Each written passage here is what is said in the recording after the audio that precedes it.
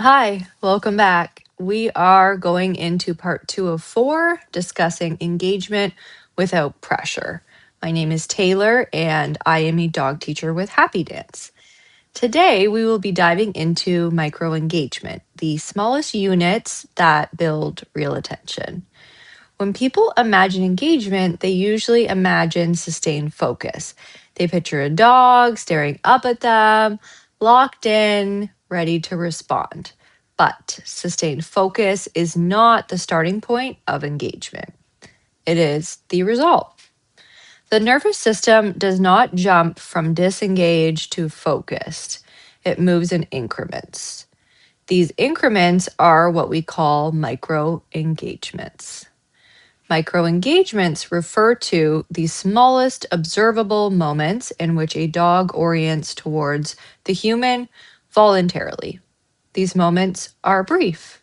They often last less than a second.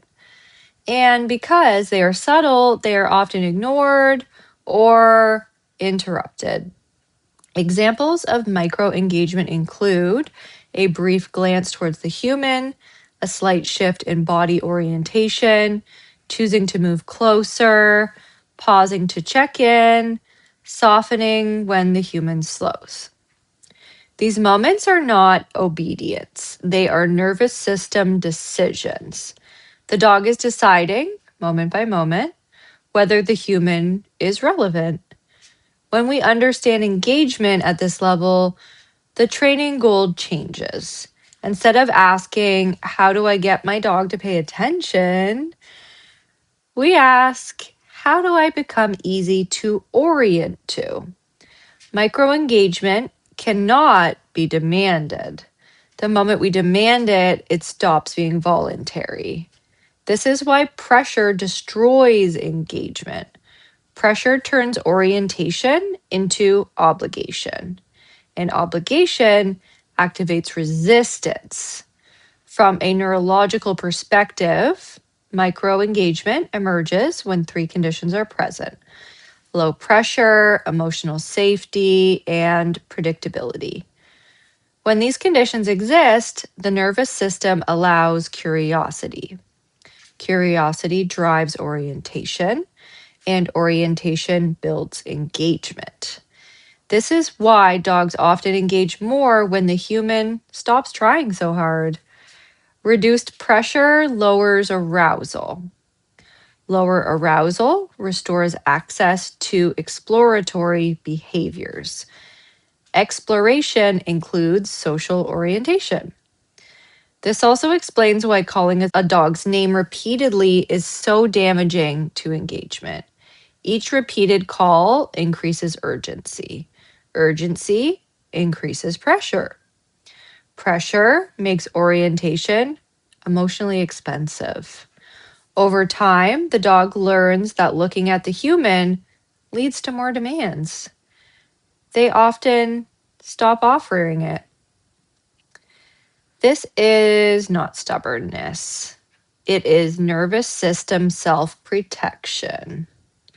Microengagement rebuilds attention by reversing this pattern.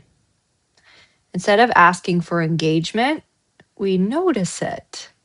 Instead of demanding orientation, we reward relevance. This reward does not have to be food. It can be release of pressure, slowing movement, access to space, continuation of the walk, and calm acknowledgement. What matters is that the dog experiences orientation as beneficial, not costly. Over time, these micro choices stack. Brief glances become frequent check ins. Frequent check ins become sustained engagement. But only if the nervous system remains regulated. If arousal climbs too high, micro engagement disappears. This is why engagement must be built below threshold. Trying to build engagement in high arousal environments too early leads to frustration. The dog is not failing, the nervous system is overloaded. When we respect microengagement, we work with biology instead of against it.